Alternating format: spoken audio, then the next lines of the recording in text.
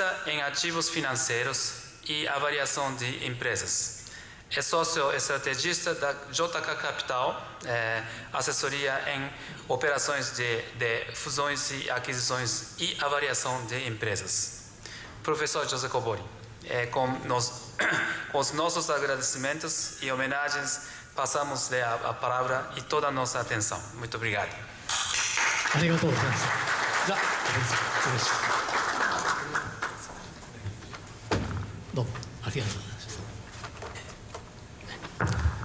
Boa tarde a todos.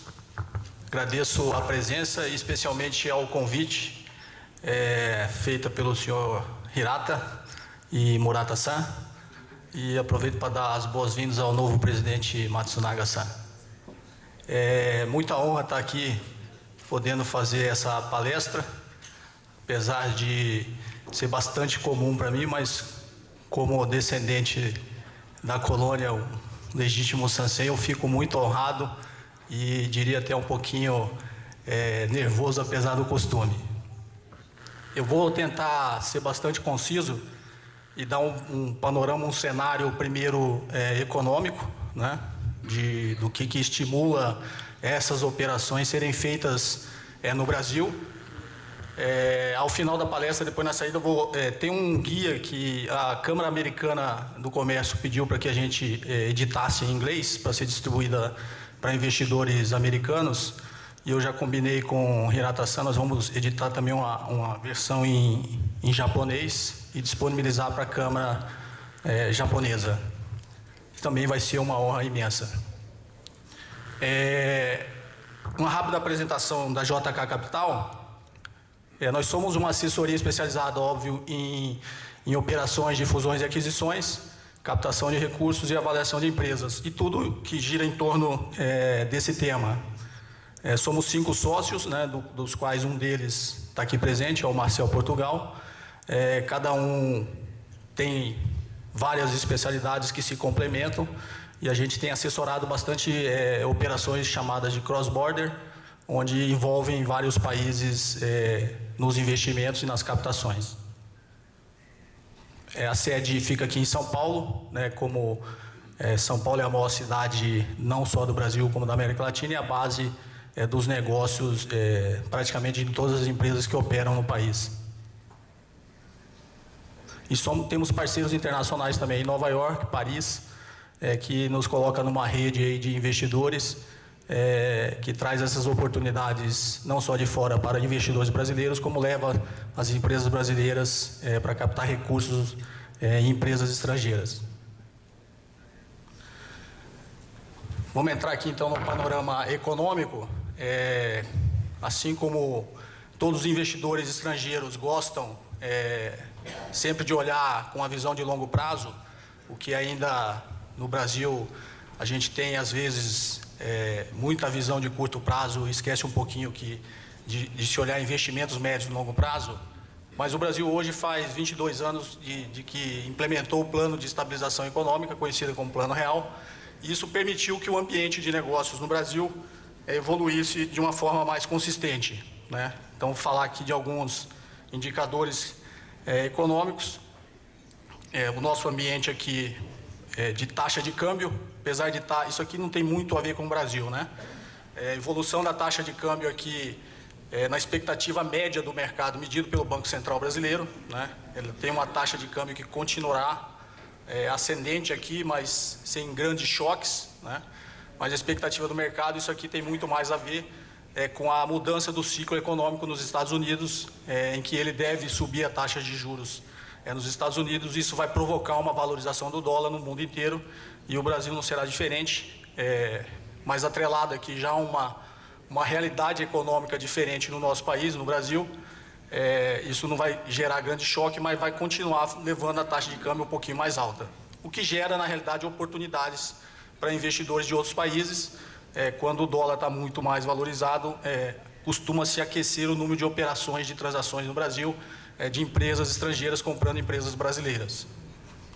O índice do desemprego aqui chegou num nível baixo historicamente, e ele tende a se manter alto, né, ao longo dos anos, porque geralmente depois de ciclos econômicos negativos, a economia, para aqueles que acabam sobrevivendo, ela acaba ganhando um pouquinho de produtividade. E a produtividade leva a uma redução de necessidade de mão de obra, especificamente. Esse ganho de produtividade não só de mão de obra, mas de tecnologia, né, o que leva com que a taxa de desemprego não necessariamente volte aos patamares anteriores. O que também é um bom sinal, né? Sobre alguns pontos de vista é um bom sinal. Quando a gente estava aqui num nível histórico baixo de desemprego, a economia sofria um pouquinho porque elevava-se muito o custo de mão de obra, né? Pela simples lei da oferta e procura. Às vezes as empresas precisavam contratar mão de obra e, com um nível de desemprego muito baixo, essa mão de obra não estava tão disponível e nem tão qualificada, o que levava o custo das empresas com despesas de pessoal no Brasil muito alto, o que é negativo no nosso país, já haja vista que o Brasil existe ainda uma necessidade forte de implementar a dita chamada reforma trabalhista, né, porque gera-se muito encargo no Brasil para se contratar um funcionário.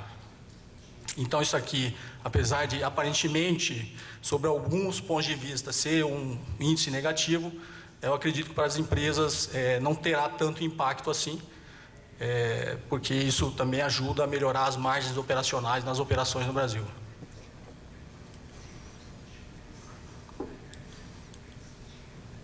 Eu tinha pulado esse slide, a gente fala de inflação e taxa de juros, né? Isso existe um trade-off em economia entre inflação e desemprego, que a gente acabou de dizer. A inflação continua alta no Brasil, né? Mas com essa mudança no cenário econômico, a gente ainda tem aí uma definição a ser feita no Brasil, né? Possivelmente até o final desse mês, o Brasil vai definir essa instabilidade política que ainda assola o país, mas o mercado já tem se antecipado, né? Parece bastante provável que o desfecho será positivo para a economia e a atual equipe econômica brasileira já transmite essa segurança para o mercado, o que faz com que voltem um pouquinho da atividade econômica, um pouquinho desse panorama que a gente tem no Brasil. Assim como o senhor Villalba falou aqui, né, na mudança do governo definitivo na Argentina, né, a gente caminha também para uma definição no Brasil. Já existe esse alinhamento entre o governo Macri e o do governo, por enquanto, provisório do Temer, né, principalmente na visão econômica, uma visão mais pró-mercado, né, mais liberal. E o Brasil, assim como a Argentina, já tem liderado, já tem deixado claro abandonar esse viés muito mais ideológico, né, e ser muito mais pró-atividade econômica, né, pró-sustentabilidade de longo prazo, e já mostra esses sinais liderando o bloco que a gente chama aqui de Mercosul, né? E possivelmente, depois que essa situação política for definida, o Brasil tem tudo para voltar a crescer com muito mais credibilidade e sustentabilidade. Então, a taxa de inflação, ela tende a cair, né? Voltar aqui ao centro, que a gente chama de Brasil de centro da meta, o que para um país desenvolvido como o Japão parece bastante alto, né? 4,5% como centro de meta ainda é alto para um país desenvolvido, mas já é um bom começo, até porque a gente enquanto a gente atingia esse andamento, o país tinha uma estabilidade econômica muito mais de credibilidade para o resto do mundo. Junto com a queda da inflação, cai a taxa Selic, ela continua aqui para os padrões mundiais também um pouco alto, mas ela tem uma tendência de recuar um pouquinho essa taxa de juros, o que torna também, sob o ponto de vista de investimento estrangeiro no Brasil, uma oportunidade, né? Já que as empresas estrangeiras, empresas japonesas, têm a oportunidade de captar dinheiro, captar recursos muito mais baratos no exterior, inclusive no próprio Japão, onde a taxa de juros é bastante baixa, né? E quando você olha aquela relação de risco e retorno, isso é uma grande oportunidade de investimentos em países como o Brasil, que tem a taxa de juros alta, né, um custo de capital muito alto no nosso país. Óbvio, isso está atrelado ao risco, é uma percepção de risco internacional quanto ao Brasil, né, mas a gente gera momentos de oportunidade. Oportunidade que, se você souber fazer a leitura correta do quão arriscado é o país e de qual retorno ele está propiciando aos investimentos, você pode colher bastante frutos no médio e longo prazo, né? Um exemplo disso é esse momento que a gente vive agora. O Brasil definindo a sua situação política, ele provavelmente vai reduzir bastante o risco real, não só a percepção de risco, mas o risco real do país vai cair bastante, mas o custo de capital e os retornos que ele tem que oferecer continuam altos, né? Então, para o investidor estrangeiro, sabendo fazer essa leitura correta, é uma excelente oportunidade de investimentos. Isso tem acontecido, tá? Acho que me perguntaram aqui ao longo do almoço algumas vezes como que estava o número, e eu vou passar ali o número de operações no Brasil. No ano passado, para nós, assim, foi um ano muito bom, principalmente para a JK Capital. A gente fez bastante operações, inclusive bastante operações de cross-border, né? Onde entraram fundos de private equity estrangeiros, private equity americanos, vários traders da Europa, né? Comprando, aproveitando a taxa de câmbio alta e já uma perspectiva de que a solução política no Brasil estava a caminho, se aproveitando do momento, né? E comprando as empresas brasileiras com um pouquinho mais de credibilidade, um pouquinho mais de retorno e uma percepção de risco decadente, né? Caindo bastante.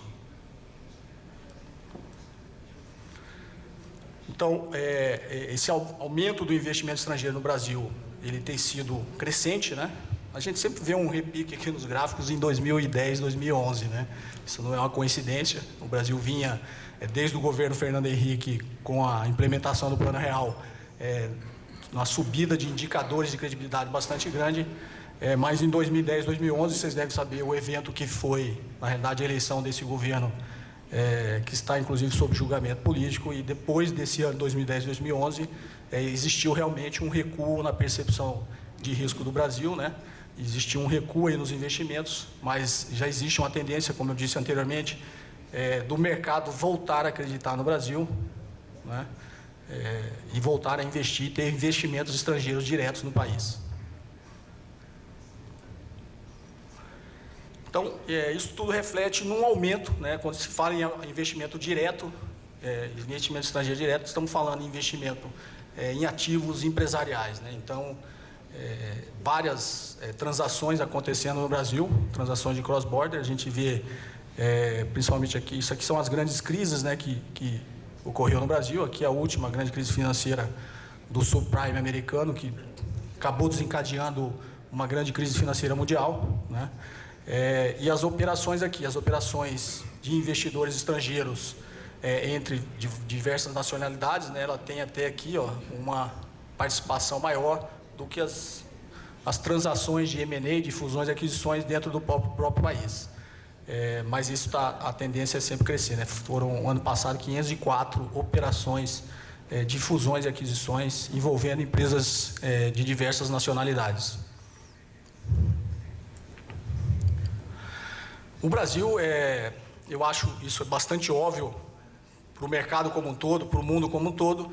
O Brasil é um país que não pode ser deixado de lado, né? Por pior que seja, por maior que seja a percepção de risco, nenhum investidor, nenhum capital deixa de olhar para o Brasil em momento algum. Óbvio, em alguns momentos de crise ele olha menos, ele acaba sendo um pouquinho mais conservador, mas ninguém pode menosprezar a relevância do mercado brasileiro para o mundo, né?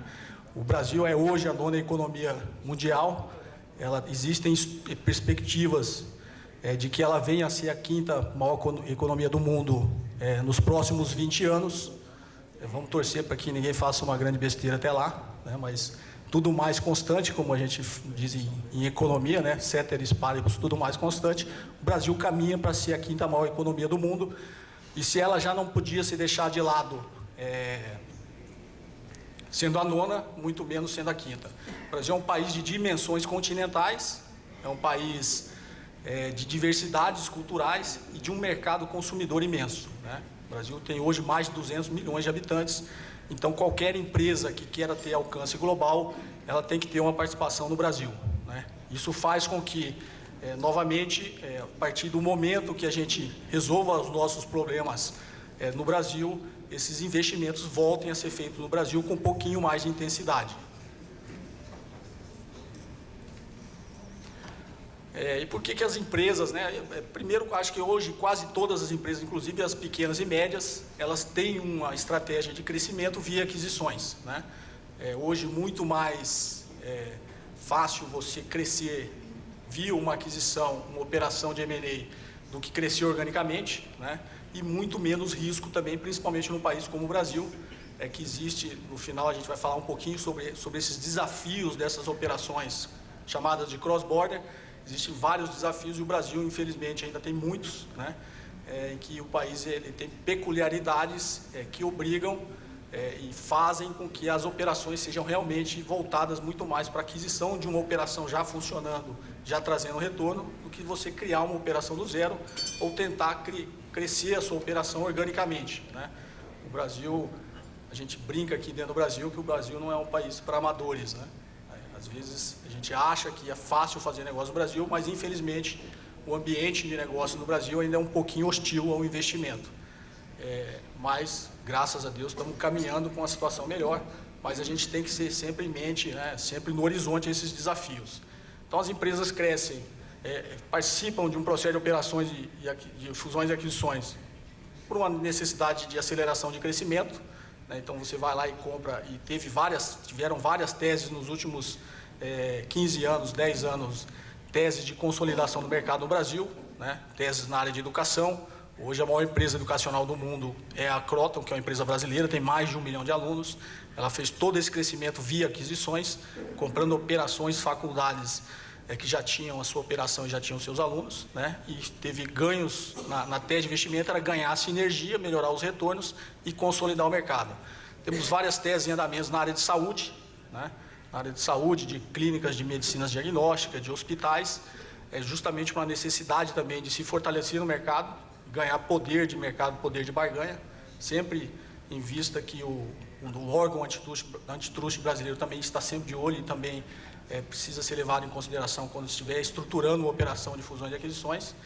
E teses na área de infraestrutura devem começar a aparecer, né? Então, investidores interessados em investimento no setor de infraestrutura devem começar a olhar para esse mercado, porque o Brasil, com certeza, com esse novo governo, ele deve chamar a iniciativa privada para investir em infraestrutura, que é ainda uma carência muito forte no Brasil, né? Questões societárias de sucessão é bastante comum, né? As empresas tentarem resolver os seus problemas societários de sucessão, principalmente empresas familiares, né? Via uma operação de fusões e aquisições. As empresas chegam em algum momento que ou ela não tem sucessão, ou ela está com um problema societário, e aí ela estrutura uma operação de fusões e aquisições, trazendo investidores de fora e até com a própria saída dessa empresa, desses antigos acionistas, para resolver esses problemas societários. Diminuição de endividamento, né, para aquela empresa que está querendo se vender, né, e, por incrível que pareça, dentro da teoria de finanças, dentro da teoria da estrutura de capital, né, da redução do seu custo de capital via injeção de endividamento, de alavancagem financeira, existem empresas também que entram fazendo operações de fusões e aquisições com o objetivo inverso. Ele quer aumentar o endividamento. Na teoria, se você tem um limite de endividamento nessa estrutura, se você aumenta o seu endividamento, você reduz o seu custo médio ponderado de capital, o que melhora o seu retorno para o acionista, né? Então, tem empresas também de olho nesse tipo de estrutura, de comprar empresas alavancadas, que estão em dificuldades, né, para, ao incorporar aquela estrutura da empresa, aquela dívida na sua estrutura de capital, ela melhora o retorno para o seu acionista. Então, especificamente, a empresa, o problema dela é a alavancagem financeira, mas é uma grande empresa, né? Ela tem competitividade, tem um bom produto, tem um bom mercado, faz sentido você entrar na operação com esse objetivo de aumentar o seu endividamento e melhorar o seu custo de capital. Acesso a novos mercados emergentes, assim, cada um aqui, pela escassez do tempo, eu não vou dar exemplo, a gente tem exemplos de que a gente participou de estruturas em todos esses objetivos, né? Acesso a novos mercados emergentes, mais ligado a investidores estrangeiros que querem acessar o Brasil, né? Mas se para o investidor nacional faz sentido uma operação de fusões e aquisições, para o investidor estrangeiro muito mais, né? O Brasil tem desafios para investidores estrangeiros que levam tempo para ser ultrapassados, né? Principalmente quando a gente fala de marco regulatório, a gente está falando de agências reguladoras, uma série de coisas que, se você quiser criar empresa no Brasil, você vai levar aí 3 a 5 anos para você começar a operar a sua empresa. Então, faz sentido você acessar o mercado brasileiro via uma aquisição. A gente estruturou algumas operações na área de saúde. A gente pode até citar o laboratório Urgo, né? um grande laboratório francês, ele comprou a LM Pharma, a gente assessorou, nesse caso, o buy-side, a gente assessorou a compra, a entrada desse laboratório, porque para eles fabricar um simples curativo, ele chegou à conclusão que ele ia levar de 2 a 3 anos só para conseguir a licença, né, da Anvisa, que é a Agência Nacional de Vigilância Sanitária. Então, para ele não fazia sentido ele comprar uma operação, e ele comprou uma operação do Brasil. Monetização, foco e reposicionamento. As empresas, os acionistas que estão muito até ligados às questões ali de sucessão, querem sair do negócio, e para sair do negócio ele quer monetizar aquele ativo que ele criou ao longo da vida, e chega um momento de se aproveitar daquilo. Ele tem o simples objetivo de monetizar aquilo, botar o dinheiro no bolso e ir embora, e quem está entrando, às vezes, na maioria das vezes, um objetivo de foco e reposicionamento da sua marca via aquela aquisição. Sinergia, aumento de competitividade, parece bastante óbvio quando a gente fala em sinergia. Toda operação de fusão e aquisição tem que ter uma sinergia, senão não faz sentido, né? Que é você consolidar algum tipo de mercado e ganhar escala, né? Ao ganhar escala, você gera sinergia, ganha escala, consegue operar toda aquela operação nova com um custo muito menor proporcionalmente, e consegue também ganhar sinergia no aumento da receita. Você melhora o retorno do investimento do acionista, e faz todo sentido. E ao ganhar escala, você aumenta a sua competitividade também, já que você aumenta o seu poder de barganha, tanto com fornecedores quanto com compradores, e aí você consegue não só sobreviver no mercado, que hoje, nas crises, os objetivos é muito mais até de sobreviver, como crescer num mercado aparentemente hostil e num ciclo econômico desfavorável. O processo de M&A, ele funciona basicamente iniciando com uma avaliação econômico-financeira, que a gente chama de valuation, né? A gente faz a avaliação de todo ativo empresarial. Com esse laudo de avaliação, você parte com a abordagem de negociação, tanto se você estiver no sell side, no lado vendedor, ou no buy side, no lado comprador. Você seleciona o mercado potencial que você quer comprar, ou você está querendo que compre em você. Você define depois toda aquela estrutura de valores e condições da transação, né, que é o objetivo final do acionista lá que está comprando ou vendendo a sua operação. Faz a parte toda de diligência legal, contábil, operacional. Nesse momento que a gente chama de due diligence, né? E entra um grande escritório especializado em M&A, um grande escritório de advocacia, e entra aí as chamadas Big Four, que são as empresas de auditoria, né? A Price, a Ernst Young, entra a Deloitte, essas empresas entram e faz toda a diligência, que nada mais é que conferir tudo aquilo que você levou em consideração, aqueles parâmetros que você usou para chegar no valor da empresa, né? E no final, assina-se os contratos definitivos daquela operação e fecha, né? Faz parte para pós-integração. Essa parte bastante ligada à finanças são os métodos que a gente usa para avaliar um ativo financeiro, né? Como que eu sei que o valor daquela empresa é aquele valor que eu cheguei intuitivamente. Aqui a avaliação patrimonial no caso de dissolução de empresas, né? Muito mais no caso de dissolução de empresa. Múltiplos que a gente fala, múltiplos comparáveis, aquela empresa vale 5 vezes o lucro operacional, aquela empresa vale 3 vezes o seu faturamento, né? É um múltiplo que é mais fácil de entender e é uma primeira noção de valor, que é inclusive utilizado no mercado imobiliário, né? A gente sabe, quando você quer comprar um imóvel em algum bairro, você geralmente quer saber um múltiplo, e o múltiplo é um metro quadrado daquele bairro, mas não necessariamente todo imóvel que você encontre naquele bairro vai ter o mesmo valor, né? Eles têm diferenças. É por isso que a avaliação que a gente chama de intrínseca, que é o fluxo de caixa descontado, é a avaliação mais utilizada pelos analistas e faz sentido intuitivamente quando você entende isso, né? Todo ativo financeiro, não só um ativo empresarial, ele gera um fluxo de caixa, né? A detenção de uma ação vai te dar o direito à geração de um fluxo de caixa, e a detenção de propriedade de uma empresa vai te dar o direito à geração de lucro daquela empresa. Então, o valor de uma empresa é a sua capacidade de gerar caixa no futuro, né? Isso tem que ser trazido a valor presente pelo risco dela e você encontra o valor. Basicamente, a intuição do valor de uma empresa é a sua geração, capacidade de gerar caixa no futuro. Agora, para terminar, infelizmente é um pouco tempo para falar bastante assunto, que pelo menos a gente julga bastante interessante. Os desafios aí, cross-border, são os desafios que as empresas estrangeiras têm em fazer negócios no Brasil, né? Então, eu elenquei 6 aqui para a gente falar um pouquinho sobre esses desafios, principalmente no Brasil, aspectos culturais, né? o Brasil tem uma cultura bastante diversificada, por ser um país continental, que está ligado também ali ao tamanho do país. É um país que é, às vezes, difícil para o estrangeiro entender a nossa cultura, assim como é difícil para o próprio brasileiro entender a cultura de outras regiões, né? Então, a base de tudo é em São Paulo, né? São Paulo é a base de todas as empresas brasileiras e quase todas as empresas multinacionais que atuam na América Latina têm uma operação em São Paulo. E às vezes a gente acha que o Brasil é São Paulo, mas o Brasil é muito maior que São Paulo, né? Hoje existem 14 capitais brasileiras com mais de 1 milhão de habitantes, né? Então, o Brasil, existe oportunidades no país como um todo, e esse país continental tem diferenças culturais muito grandes entre as regiões, né? Então, para o próprio brasileiro, quando ele vai para o Nordeste, tem uma cultura diferente, né? Eles são um pouquinho mais espontâneos, e às vezes você acaba se deparando com a cultura que você também tenta entender. Se você vai para o Sul, eles são um pouquinho mais tradicionalistas, mais conservadores. Você vai para o Rio de Janeiro, ele é um pouquinho mais informal, né, nas suas relações. Você vai para Minas, lá os mineiros, o pessoal brinca que eles são muito desconfiados. Então, assim, é um desafio também para o brasileiro fazer negócio dentro do país, e eu imagino que é um desafio bastante grande para o estrangeiro, né? A gente vendeu uma empresa no Nordeste há uns 4 meses, né, Marcelo, atrás, para uma empresa irlandesa, né? Então, a gente fez essa ponte para que ele entendesse e conseguisse se comunicar nessa transação e conseguisse entender a cultura daquela empresa que ele estava adquirindo, né? Que foi, inclusive, uma das maiores aquisições que essa empresa estrangeira tinha feito. Diferenças de idioma, isso é bastante óbvio, né? E, novamente, o país continental, a gente tem diferenças de dialetos aqui dentro, né?